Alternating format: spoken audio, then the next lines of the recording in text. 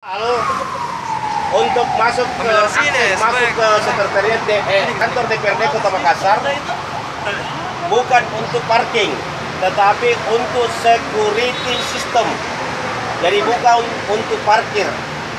Security system maksudnya adalah bagaimana dari BKO di sini, pengamanan luar ini mengetahui siapa-siapa saja yang masuk ke kantor DPRD, baik tamu maupun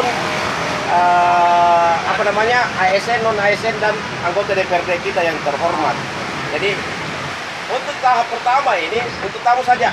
Untuk tamu itu menitip kartu pengenal di pos jaga apabila memasuki akses kantor DPR. Berikut pada saat dia kembali akan diserahkan kembali. Jadi ketahuan jam berapa mereka masuk, tamu-tamu kita, jam berapa keluar. Oke. Kemudian nanti kita akan tingkatkan untuk security system.